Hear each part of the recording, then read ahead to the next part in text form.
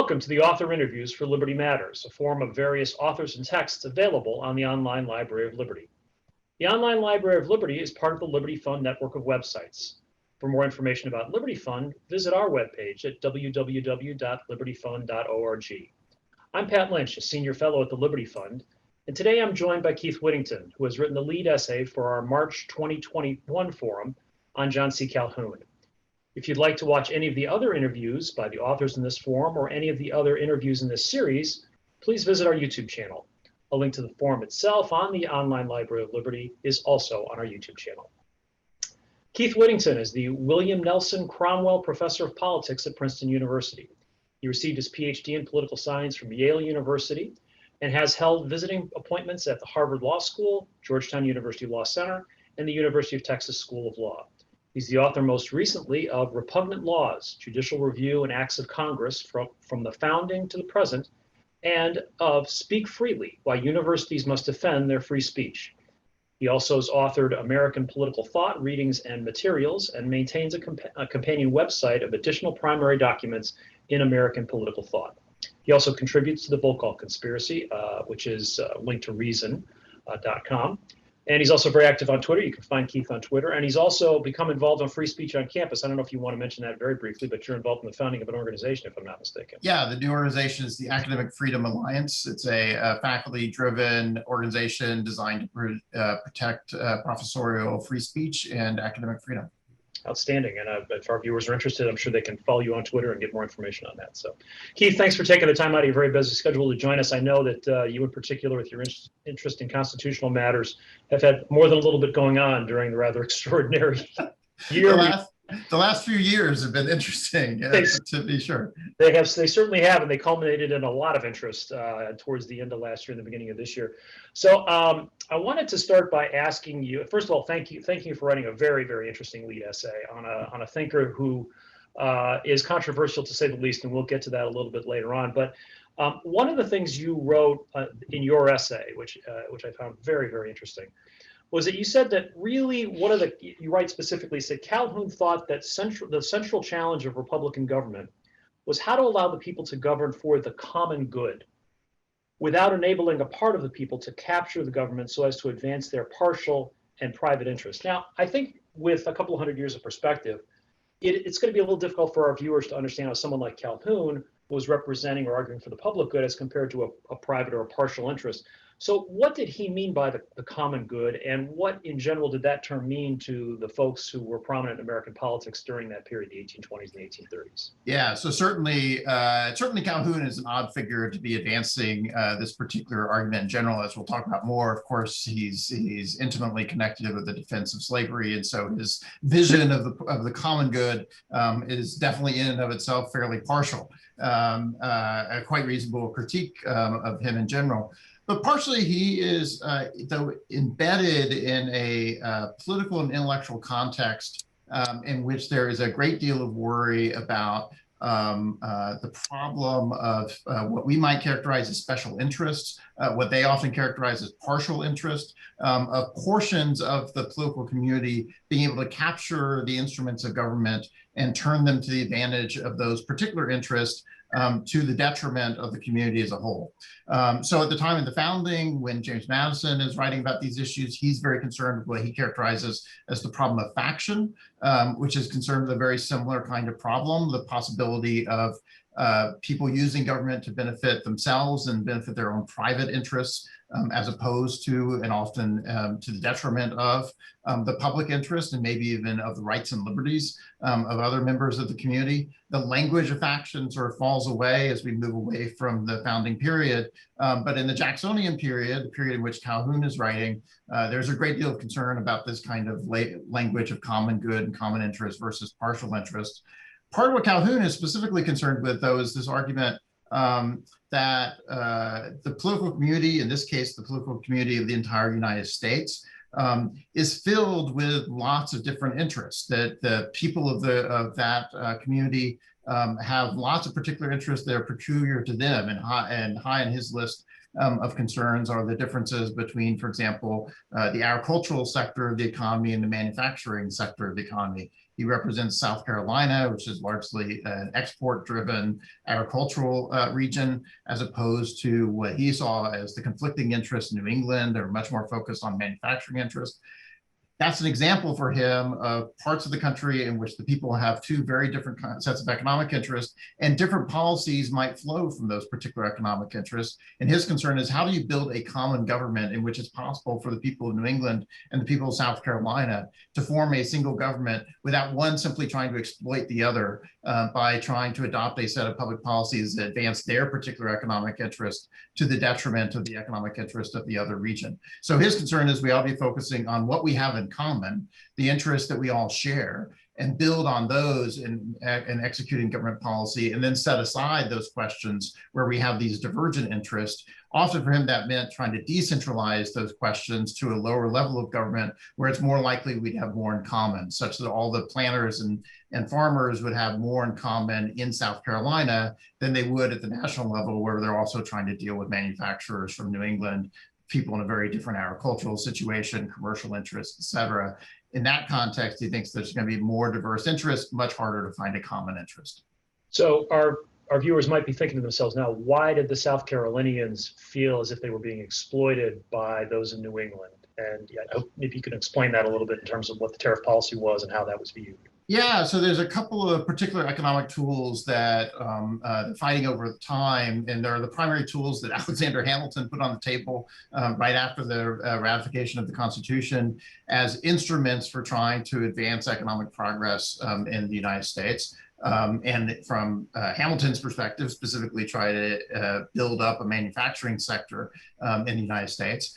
Those same tools remain controversial and continue to be a center of debate all through the subsequent decades, right up to the Civil War. On one hand, and much smaller, is a concern with direct subsidies, what tended to be called bounties at the time. And so there were some components of federal policy at the time in which federal appropriations would be directly spent to try to subsidize some industries and their operations in general. From the perspective of South Carolina, it was usually the New England industries that were being subsidized. Sometimes they're fishing industries, sometimes manufacturing industries, in which South Carolina thought that they were mostly the ones paying into federal coffers through taxes. Those taxes were then being collected in Washington, D.C., and then they were all being shipped to New England to be spent on economic interest in New England. So just from that sort of taxing perspective, then they thought there's sort of this direct exploitation of Southern economic interest in the interest of New England interest. Likewise, they thought tariff policy worked the same way, that South Carolina and a lot of the South at the time were committed to export-oriented crops. They preferred free trade as a way of making it easier for them to engage in the international trade of selling the particular crops they were raising. In South Carolina's context, was a lot of cotton and rice in particular. But New England, on the other hand, in particular, had manufacturing interests in which they would benefit from protective tariffs that would make it harder to import goods into the United States.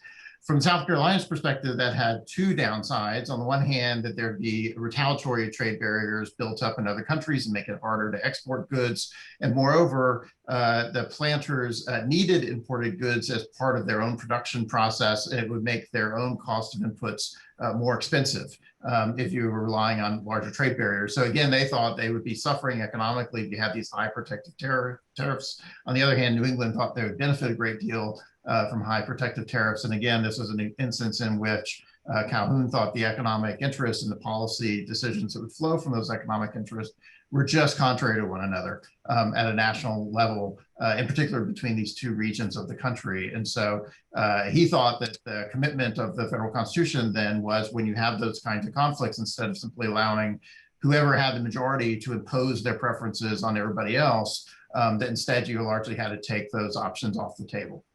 So let's turn then to the tool that he suggested to try to ameliorate these differences, and that's whether we want to call it interposition or the sort of veto. Now, you write in your essay that it was a form of what he called a genuine check. And this is in some ways, and I think this is something that comes out in the reply essays a little bit. It's something where it's almost as if Calhoun's a little uncomfortable whether he is in direct opposition to Madison or whether he's kind of enhancing Madison. Right? How is he? What is the nature of this genuine check that you talk about or that he writes about that's going to provide a real opportunity for the Southern states to say, look, this is contrary to the Constitution, it's contrary to the spirit of the common good, and the states themselves are going to have some form of preventing this unconstitutional measure from prevailing as the law of the land. Yeah, so what South Carolina eventually spurs is a crisis in the winter of 1832, 1833 that comes after years of debate, both nationally, but also in South Carolina about what to do about the protective tariff in particular. And the particular mechanism that South Carolinian politicians wound up settling on was a mechanism of state nullification, that they simply declared the protective tariff to be unconstitutional, contrary to the requirements of the federal constitution, and as a consequence, null and void, and as a consequence, could not be enforced within the boundaries of the state of South Carolina, and then launched mechanisms to try to prevent the collection of those tariffs in South Carolinian courts, at least. This is sometimes characterized as state nullification, this process of declaring a federal law unconstitutional within the state bounds, sometimes labeled interposition. So the state government would interpose itself between the citizens and the federal government in order to protect the citizens from the unconstitutional actions that the federal government was taking. The South Carolinians argue this was an extension of the logic of what James Madison and Thomas Jefferson had advocated in response to the Alien Sedition Acts of 1798 that sort of founded the Democratic Republican Party and the rise of the Jeffersonian movement more generally. Calhoun was a significant theorist of developing out the logic of this kind of argument about state nullification, specifically the broader theory of interposition, and ultimately what he characterizes as a theory of concurrent majorities, of a system of constitutional checks that would protect against these national majorities. And he's particularly concerned, as you suggest, with what he calls a genuine check, as opposed to the kinds of constitutional checks and balances that he thinks might make sense in theory, but don't in fact work in practice. What he's particularly concerned with is, from his perspective in the 1830s, compared to James Madison's perspective as the Constitution is being ratified in the 1780s, is we've had the rise of national political parties. And from Calhoun's perspective, the national political parties, one, tend to unify the executive and legislative branches into a whole, so the checks and balances between the branches don't work as effectively. The national political parties will tend to capture constitutional institutions and, as a consequence, subvert the possibilities of checks and balances more generally. So those, for example, who might say, well, look, it ought to be the federal courts that declare federal laws unconstitutional, and federal courts are the primary institution for monitoring whether or not the Congress has exceeded its constitutional powers. Calhoun's response is to say, but the federal courts are ultimately appointed by federal politicians who themselves are elected by national majorities, and as a consequence, you can't rely on the courts to be an effective check against national majorities and their interests more generally. So instead, we ought to be looking at how do you construct a constitutional system in which those who actually have an interest in blocking a policy, those who actually perceive that their interests are being violated, have direct control over the constitutional mechanism that would nullify or block or check the policy being implemented. And he thought state nullification was an example of that. If it was state government officials, state citizens in a particular state who are being damaged by the constitutional violation, they ought to have the ability to act on their own in order to block that federal policy, rather than simply having to appeal to the president to please veto this law, or appeal to the Supreme Court to please strike down this law, when both the president and the Supreme Court are ultimately responsive to the exact same majorities that are passing the laws in Congress in the first place. So is the goal of this, and I thought this was a little unclear among all the essays, was the goal of this to create more compromise and more political back and forth within the system, or was the goal to simply create gridlock? Well, I mean, I think one reason why the essays are a little less clear than they might be on this is because there's both going on. The concern is very much that this just creates gridlock. That if you give everybody a veto, they will exercise that all the time, we'll never get anything done, and no policies will be agreed to. Calhoun, in some cases, thinks that gridlock is in fact exactly the appropriate outcome. That if we're in a situation in which a majority wants to impose its will on a minority, we would prefer gridlock instead of the majority being able to oppress the minority within a democratic system by imposing its preferred policies and extracting resources from the minority and the like. So there are some situations where gridlock would be the answer, with the result, and moreover, that's the good result. We should prefer it in those circumstances. But it's also the case that Calhoun thought that this would not lead to gridlock generally, because in part we had some genuine common interests. And on those common interests, we would still be incentivized and motivated to want to take action together. And so what he hoped that this system of checks and balances would create is a system that would create gridlock on the policies that we in fact shouldn't be agreeing to in the first place, because there was no common interest. And allow avenues for making progress on policies that we would agree to precisely because we do have common interests. So for example, he thought that it would still be the case that we could focus our attention and make real progress on things like national defense, that the entire country shared a common interest in that. Everybody had an interest in trying to build that up and make sure that we secured national defense. We ought to be focusing our attention at the federal level on making progress on that and reaching agreements on that and passing laws relative to that. On the other hand, on things like economic policy making, where the interests were quite diverse, instead we ought to have gridlock, and we should be doing a lot less work at the federal level on those particular policies. His critics would have thought, of course, that he was overly optimistic across the board, that in fact we would never have enough action on the issues in common, that in fact we would discover that on most issues it's the case that we have diverse interests such that it's hard to get agreement. We would often wind up with gridlock. Of course, from our perspective, it's easy to imagine we'd have gridlock all the time, very hard to make policies. But Calhoun seemed to sincerely believe that if you distributed the system of checks and balances correctly, that you could in fact create opportunities for genuine cooperation and policy making. But it would be a narrower set of policies you'd be able to make progress on than what you could do under a simple majoritarian system. So if we're thinking about the system that he's proposing, we're thinking about a system that's going to empower the states far more. Although, as I understand it, this idea of interposition or nullification is going to manifest itself through conventions, correct? That the states would call conventions as a way to try to determine whether or not the.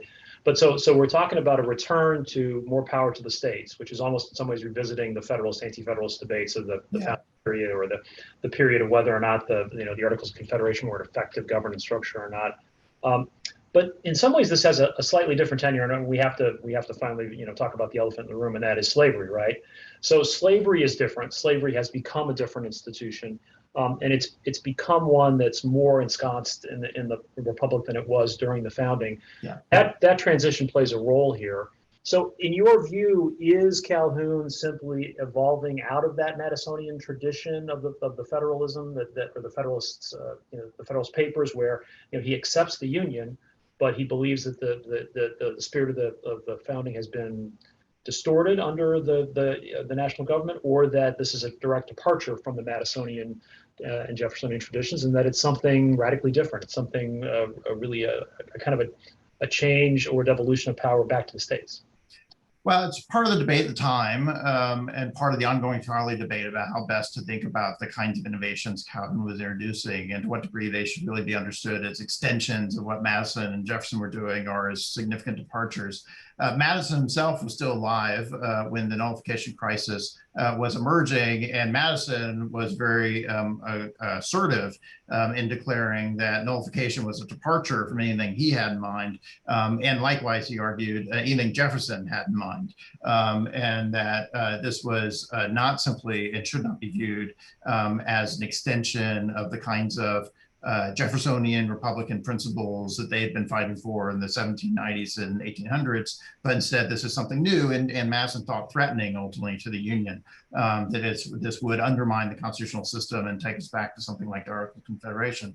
The advocates for nullification really did argue, for the most part, that this was a natural extension of what Jefferson had in mind, both in terms of building on the same theory. It built on a theory that was often called the compact theory of the Union, that the states had come together in agreement to form a union to form the Constitution. As a consequence, they were the ultimate parties to make determinations as to whether or not to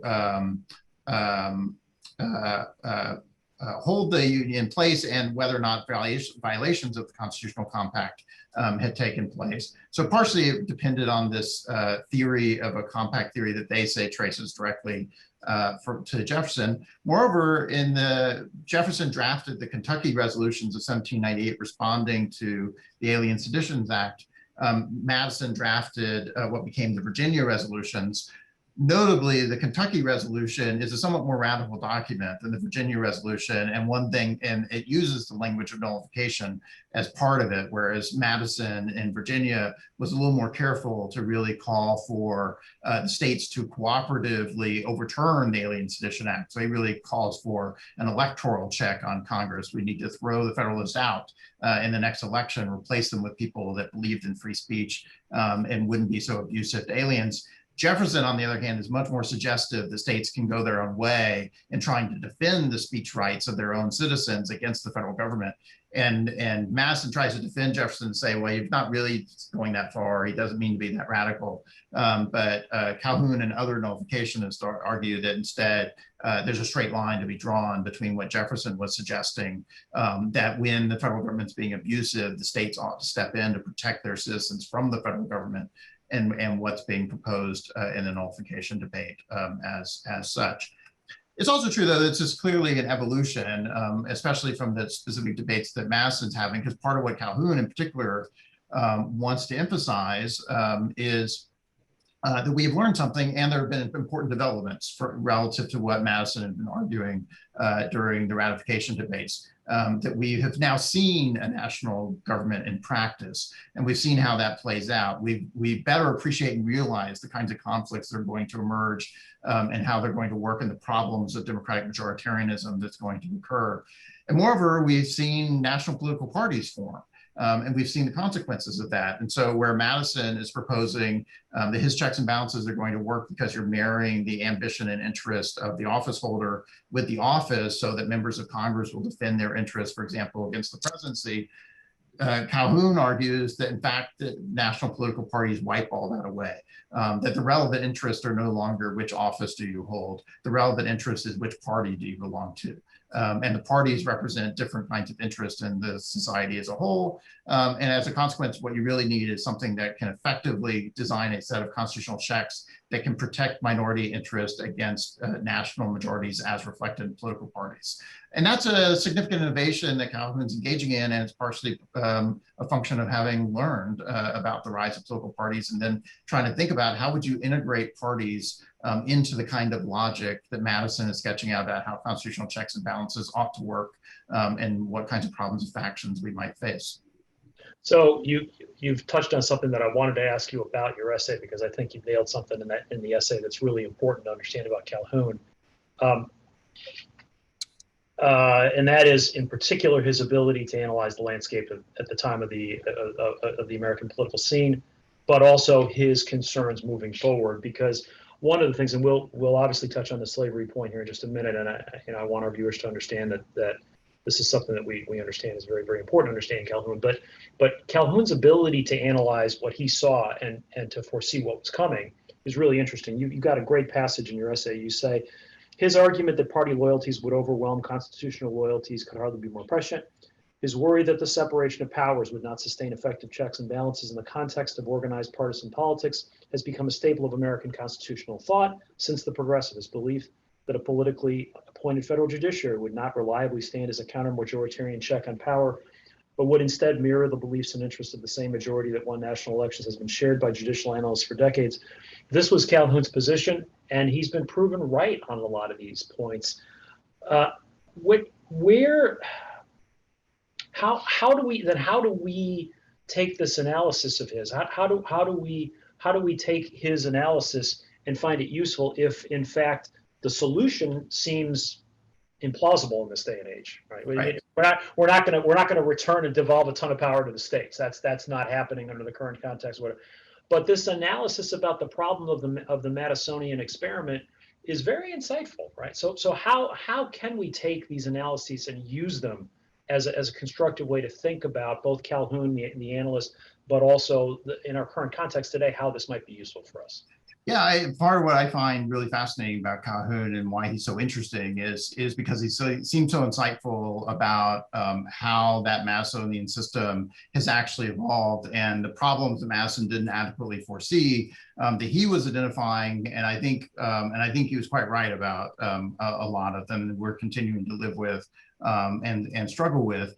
And part of what's interesting about him is his willingness to try to think through how do you innovate constitutionally to respond to those lessons that you've learned. So once you've experienced the rise of a national democratic politics, once you've experienced the rise of political parties, what kind of innovations do you need to make within the constitutional system in order to make it responsive to and address those kinds of new systems, which I think we need to continue to be thinking about now as well, that we have to learn from our experience and then think about how to innovate within the constitutional system, and sometimes even think about how to innovate beyond and outside the constitutional system, perhaps with constitutional alterations.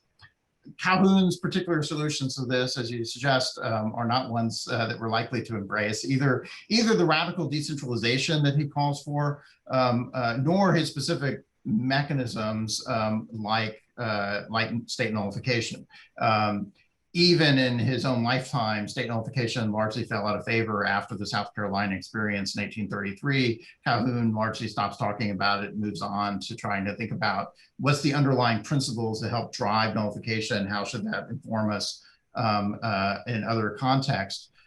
Part of what he winds up generalizing that to be is an idea of what he characterizes as concurrent majorities, that what we ought to be aiming for in making a constitutional democracy work is not simply a narrow, simple majority that then can do whatever it wants once you've assembled 50+1% of the legislature. But instead, what you ought to be thinking about is identifying what the core interests are of society and then get their consent of all of them so that we build a more consensus-based politics where there's more agreement on what we ought to do moving forward.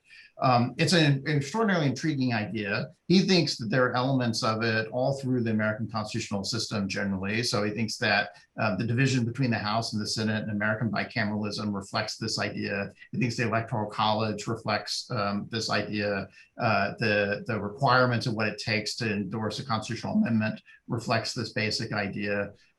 So he thinks we see elements of this already woven into the fabric of the American constitutional system more generally. He thinks it would be useful to do institutional innovations that would help make it more explicit and effective in other contexts, because he thinks it's the right principle broadly for how we ought to think about operating within a constitutional democracy.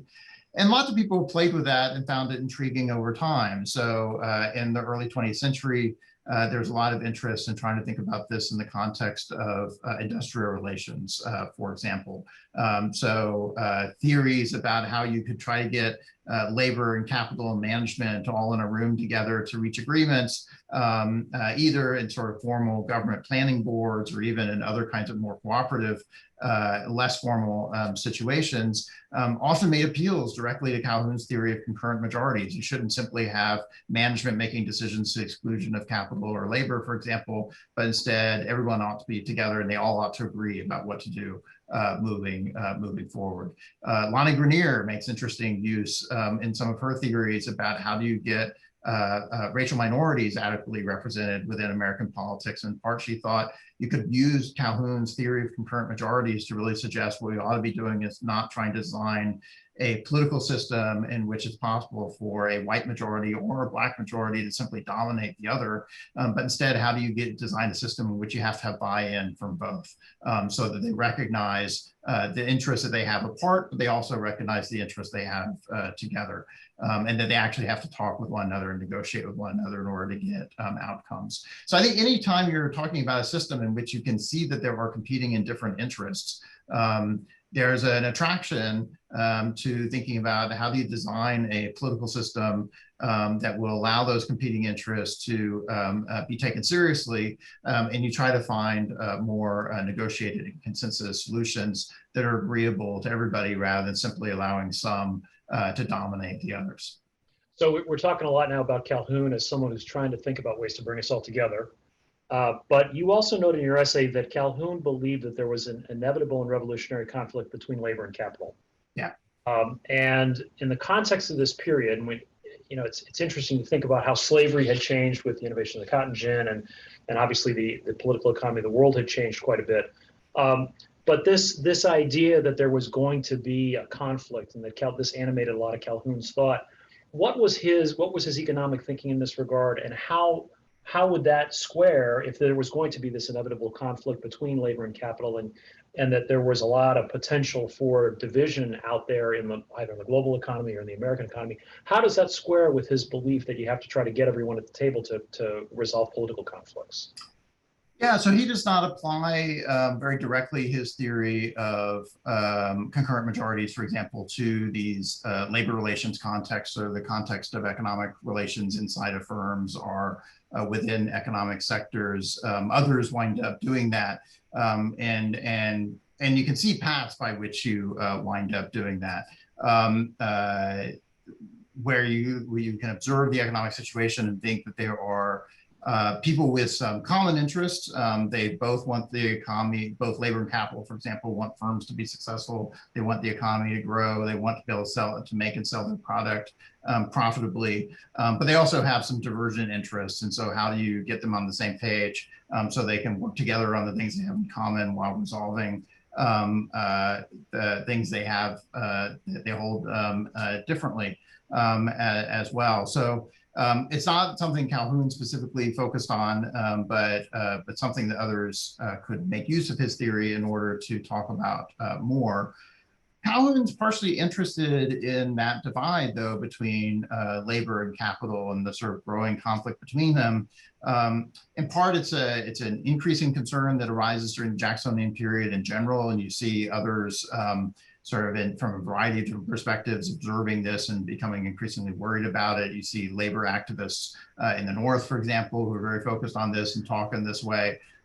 There's a growing interest in socialism that emerges during this period, in part driven by these same kinds of concerns. But it also becomes a key factor in pro-slavery arguments of the period. So one thing that Southern slaveholders argued is that you can look across the country as a whole and see that there's just going to be a fundamental conflict between labor and capital. And the question is, how do you best resolve it in the interest of both?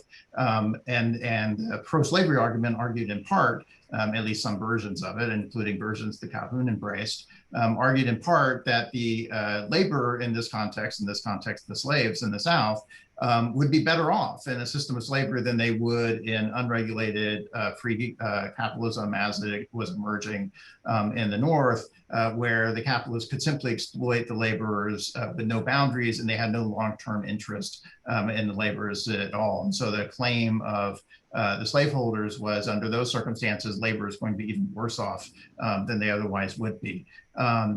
So it builds on a particular vision of how the relationship between capital and labor is going to be to operate. It's shared some commonalities with what some labor activists in the North were arguing as well. They weren't arguing in favor of slavery, but their diagnosis of what was happening in the North was quite comparable. But there's a whole school of thought in the North in particular that rejected that whole vision, and that in fact argued that there's a harmony of interest between labor and capital. They did not see this kind of basic conflict, that labor was better off under those circumstances. And so one kind of response to this kind of slavery argument was to say, just misdiagnoses what the situation is under free labor and capitalism, and paints a far too dark of a picture of the circumstances of labor under those conditions. And is far too positive about the condition of slavery, obviously. And obviously far too positive about the conditions of slavery as well, although there's a set of economists who are very focused on how do we think through what's happening in the North and in the free labor context, who are very concerned with emphasizing that the labor situation is much better off than, for example, labor activists would say, but also than the pro-slavery side would say. Likewise, you have a group of abolitionists and anti-slavery activists who are arguing specifically slavery is much worse than what's being represented here. So laying aside anything we might say about what the circumstances of labor are in the North, the circumstances of laborers in the South are terrible.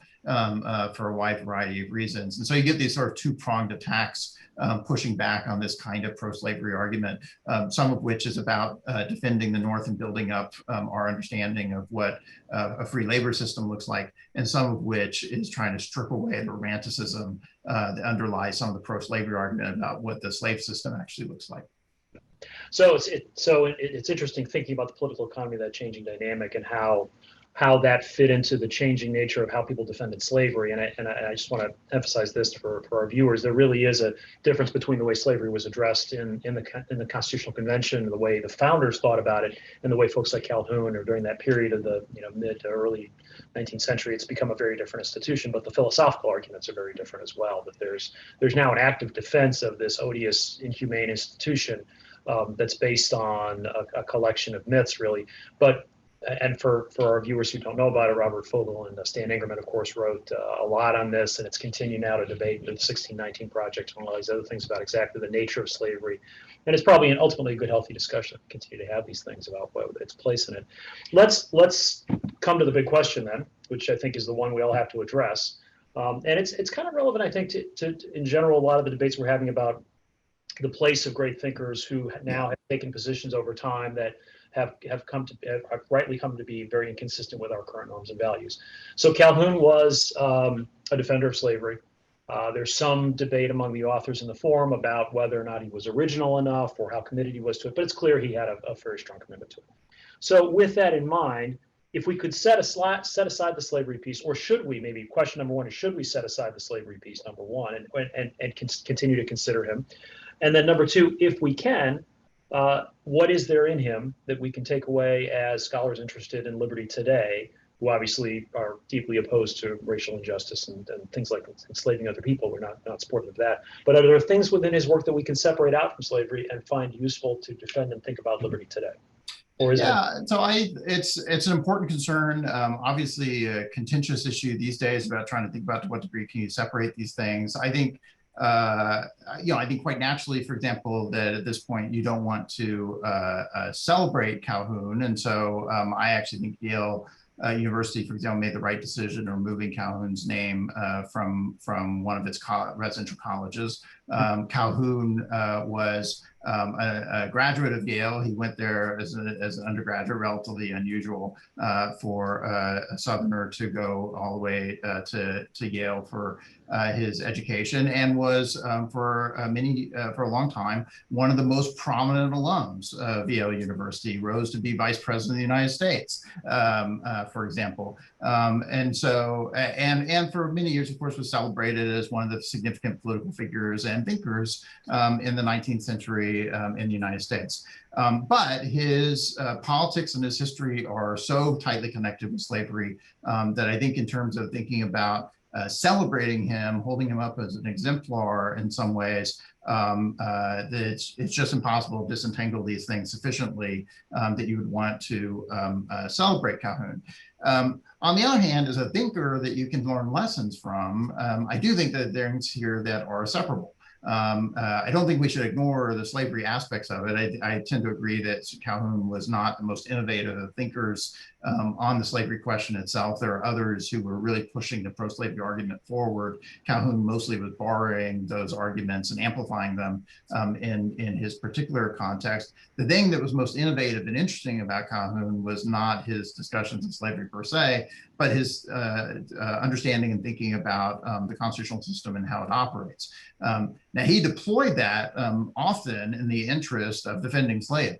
And so his particular reasons for developing those arguments, his particular applications of those arguments were very tied up in slavery. But the arguments were, and he presented them in fairly general terms, and as a consequence can be borrowed and learned from and used in lots of other contexts. And as I noted before, for example, Lonnie Guinier uses Calhoun's argument precisely in order to try to think about, well, how do you actually make a more racially just political system? We can borrow arguments from Calhoun's analysis of how democratic majoritarianism is likely to work and how you might design a constitutional system that can ameliorate some of the problems of democratic majoritarianism in ways that actually might be helpful in a multiracial system. Not the kind of project that Calhoun had most in mind, but one that reflects the fact that you can actually learn from him and use the logic of his arguments in other contexts. And so I think it's important to figure out what you can gain from these thinkers, what you can use,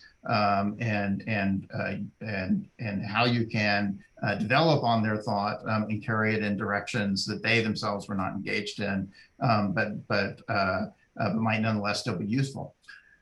In Calhoun's context, I think it's hard to deny that he was an extraordinarily interesting thinker and incisive in his understanding about the challenges of making a democratic constitutional system operate. If we don't study somebody like Calhoun, I think we risk not learning some of what we ought to be learning about how a democratic constitutional system works. And so the reason why we ought to study these people, partially in order to understand the history and understand the politics and understand those political dynamics and how they play out, but partially because there are actually still things to learn about how democratic constitutionalism works. And he can be inspiring in some ways in developing better ideas about how to make those things work and how to think about some of the problems we continue to face today. So I'd be very reluctant to simply throw away thinkers and ignore thinkers who might be helpful to us now in understanding our own situation. I do think Calhoun is in that category of somebody who had deep flaws himself, not necessarily someone you want to celebrate, but nonetheless someone that's worth reading and someone that's worth learning from. It's a great distinction. We don't have to celebrate him, but we can certainly learn from him. Keith, thank you very much for taking the time out to write an outstanding lead essay and really provoke a very, very interesting conversation about a thinker that we may need to go back and take another look at in our current context. Thank you for a very, very provocative and lively interview. Thanks for taking the time to be a part of the forum. Yeah, I appreciate the opportunity. Thank you. Thank you.